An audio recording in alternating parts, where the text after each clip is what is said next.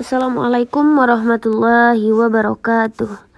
Alhamdulillahirabbil alamin wa bihi nasta'in wa ala umuri dunya waddin wa ala alihi washabihi ajmain. Amma ba'du.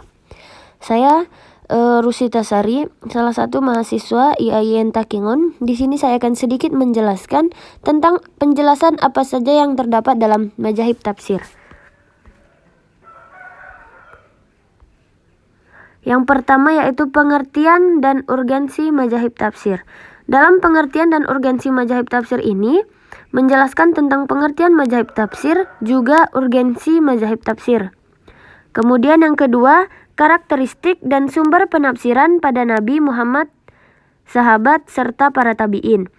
Yang dijelaskan dalam materi kedua ini yaitu karakteristik dan sumber penafsiran pada masa Nabi Muhammad SAW, kemudian karakteristik dan sumber penafsiran pada masa sahabat, kemudian karakter dan sumber penafsiran pada masa tabi'in.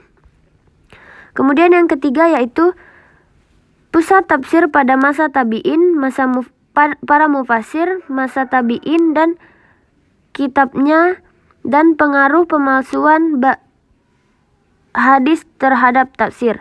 Adapun yang dijelaskan dalam materi ketiga ini yaitu pusat studi tafsir pada masa tabi'in, kemudian para mufasir tabi'in dan kitabnya, kemudian pengaruh pemalsuan hadis terhadap tafsir. Adapun materi keempat yaitu Israiliyat dalam tafsir. Yang dijelaskan dalam Israiliyat dalam tafsir yaitu pengertian Israiliyat, kemudian Israiliyat dalam tafsir Al-Quran. Adapun yang kelima yaitu kekeliruan dalam tafsir Al-Quran dan perkembangan kontemporer. Adapun yang dijelaskan dalam materi kelima tertera dalam slide ini, dapat kita baca bersama-sama. Kemudian adapun yang keenam yaitu maksud utama tafsir dan sebab-sebab kekeliruan dalam tafsir serta keberagaman dan pembatasan dalam tafsir. Adapun yang dijelaskan dalam hal ini yaitu maksud utama tafsir, kemudian sebab kekeliruan dalam tafsir, kemudian keberagaman dan pembatasan dalam Al-Quran. Kemudian yang ketujuh yaitu tafsir dilihat dari segi sumber, metode, dan coraknya. Adapun yang dijelaskan dalam hal ini yaitu sumber-sumber tafsir dan metode tafsir. Kemudian yang kedelapan yaitu tafsir bil ma'thur, karakteristik, ciri-ciri, serta kitab tafsirnya. Adapun yang dijelaskan dalam hal ini yaitu pengertian tafsir bil ma'thur, karakteristik dan ciri-ciri tafsir bil ma'thur, kemudian kitab-kitab tafsir bil ma'thur.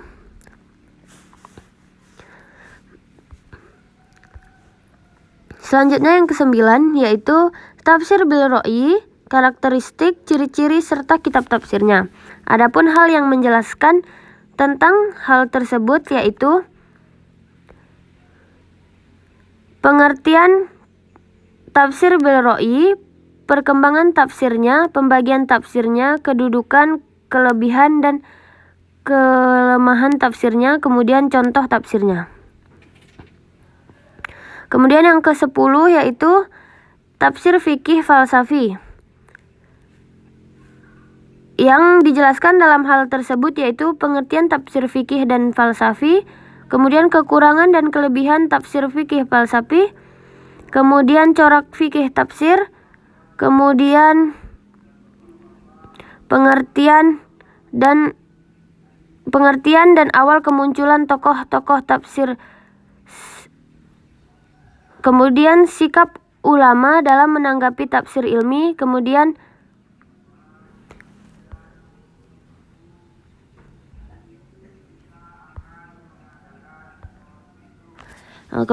yang ke-11 yaitu tafsir isyari, kekurangan dan kelebihannya. Adapun yang dijelaskan dalam tafsir ini yaitu pengertian tafsirnya, kemudian karakteristik tafsirnya, kemudian kelebihan dan kekurangannya, kemudian contoh tafsirnya. Adapun yang ke-12 yaitu pengertian dan awal tafsir ilmi, yaitu penjelasannya yang terdapat dalam tafsir ilmi yaitu pengertian dan awal kemunculannya, tokoh-tokoh tafsirnya, sikap ulama dalam menanggapi tafsir ilmi, kemudian contoh tafsir ilmi. Adapun yang ke-13 yaitu tafsir lugawi dan adab ijtimai.